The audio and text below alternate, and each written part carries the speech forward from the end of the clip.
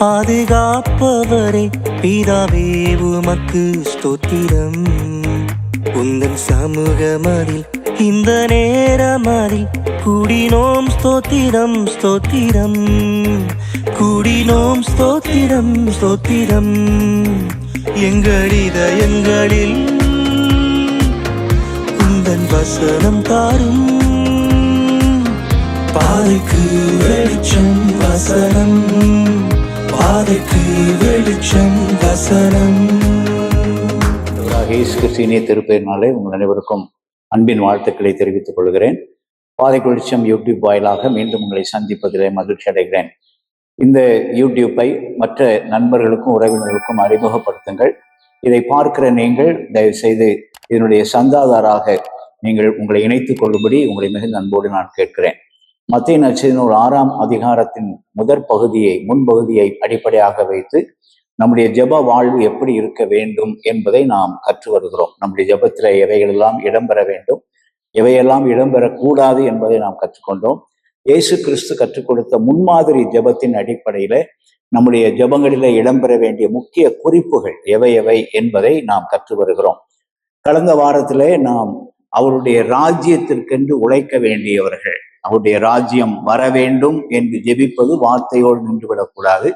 அது நம்முடைய வாழ்வின் செயல்களினாலே நிறைவேற்றப்பட வேண்டும் என்பதை கடந்த வாரத்திலே நாம் சிந்தித்தோம். அதற்கென்று ஆண்டவருடைய உதவியை தேட வேண்டும். ஆண்டவரே, என்னுடைய வாழ்வு, என்னுடைய குடும்பத்தினுடைய வாழ்வு செயல்களாக மாறி அதன் வழியாக இயேசு கிறிஸ்துவினுடைய மீட்பின் நோக்கத்தை ஏற்றுக்கொள்ளுகிற ஒரு கூட்டம் உருவாக வேண்டும். சுவாமி, உம்முடைய ராஜ்யத்தினுடைய எல்கைகள் விரிவடைய வேண்டும் என்று நாம் ஜெபிக்க கற்றுக்கொண்டோம். அதற்கு அடுத்த வாக்கியம் என்ன என்றால், உம்முடைய சித்தம் பரமண்டலத்திலே செய்யப்படுகிறது போல இந்த பூமியிலேயும் செய்யப்படுவதாக. இதை 2 பிரிவாக பிரிக்கலாம். ஒன்று, பரலோகத்தில் நிறைவேற்றப்பட்ட கடவுளுடைய சித்தம். 2வது, அதே கடவுளுடைய சித்தம் இந்த உலகத்திலும் நிறைவேற்றப்பட வேண்டும். நாம் ஏற்கனவே எதற்காக ஜெபித்திருக்கிறோம்? உம்முடைய ராஜ்யம் வருவதாக என்று நாம் ஜெபித்திருக்கிறோம். அவருடைய ராஜ்யத்திற்கென்று நாம் எப்படி உழைக்க வேண்டும், நம்முடைய செயல்கள் எப்படிப்பட்ட செயல்களாக இருக்க வேண்டும் என்பதைத்தான் இதற்கு அடுத்த இந்த வாக்கியம் நமக்கு சொல்லுகிறது.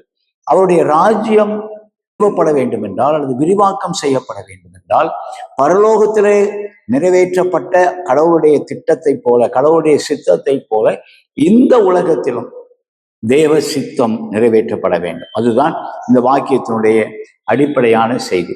அப்படியானால் நாம் கேட்க வேண்டிய ஒரு கேள்வி, பரலோகத்துல என்ன சித்தம் நிறைவேற்றப்பட்டது? நாம் பிலிப்பியர் 2ஆம் அதிகாரத்தை, நம்ம எல்லாருக்கும் தெரிந்த ஒரு திருமறை பகுதி தான். 2ஆம் அதிகாரத்தை நான் படிக்கும்போது பவுலடியார் சொல்லுகிறார், அவர் தேவனுடைய ரூபமாயிருந்தும் அதை கொள்ளையாடின பொருளாக எண்ணாமல் தம்மை தாம் தாழ்மைப்படுத்தி வெறுமையாக்கி அடிமையின் சாயலாக இந்த சிலுவையின் பரியந்தமும் அவர் தன்னை தாழ்த்தினார் என்று சொல்லி பார்க்கிறோம். அதுதான் பரலோகத்திலே நிறைவேற்றப்பட்ட தேவ சித்தம். ஆண்டவருடைய சித்தத்தை புரிந்து கொண்ட ஆண்டவராகிய இயேசு கிறிஸ்து தன்னுடைய நிலையிலிருந்து விட்டு கொடுத்து கீழிறங்கி மனித சாயலுக்கு தன்னை அர்ப்பணித்து, அது மட்டுமல்ல சிலுவை பரியந்தமும் தன்னை தாழ்த்தினார்.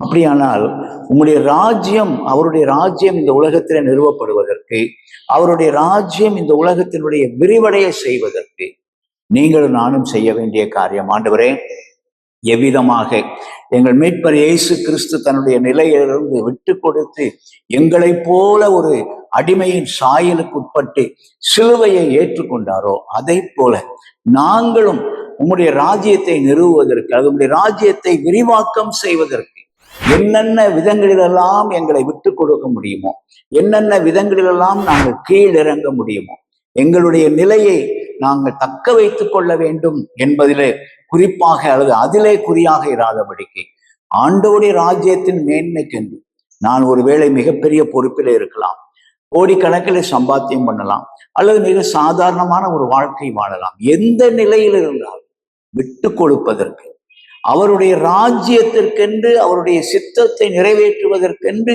என்னை அர்ப்பணிப்பதற்கு நான் ஆயத்தமாக வேண்டும். அதுதான் இந்த வாக்கியத்தில, ஜெபத்திலே சொல்லப்படுகிற காரியம். ஆண்டவரே, உம்முடைய ராஜ்யம் நிறுவப்பட வேண்டும் என்றால், பரமண்டலத்தில் எப்படி உம்முடைய சித்தம் நிறைவேற்றப்பட்டதோ அதை போல இந்த பூமியிலேயும் உம்முடைய சித்தம் நிறைவேற்றப்படுவதற்கு நானும் என் குடும்பமும் ஆயத்தமாயிருக்கிறோம் சுவாமி, அர்ப்பணிக்கிறோம் ஆண்டவரே.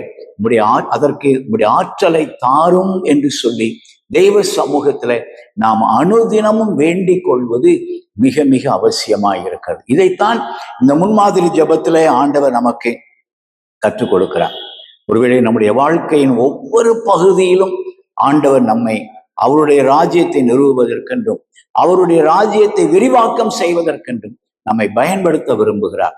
அதற்காக வார்த்தையினால் ஜெபிக்கிறவர்களாய் மட்டுமல்ல, அதற்கென்று உழைக்கிறவர்களாக தேவ பலனோடு, தேவனுடைய ஆற்றலோடு, அவருடைய வழிகாட்டுதலோடு இதற்கென்று உழைக்க எனக்கு கிருபை தாரும் என்று சொல்லி ஆண்டவருடைய சமூகத்திலே நம்மை அர்ப்பணிப்போம்.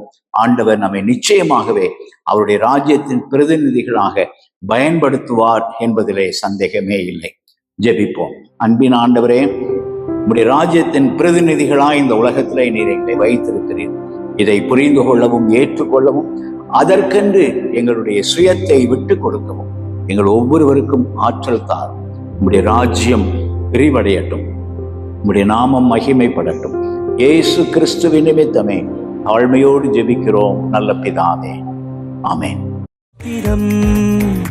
எங்கள் இதயங்களில் உந்தன் வசனம் தாரும், பாதைக்கு வெளிச்சம் வசனம், பாதைக்கு வெளிச்சம் வசனம்.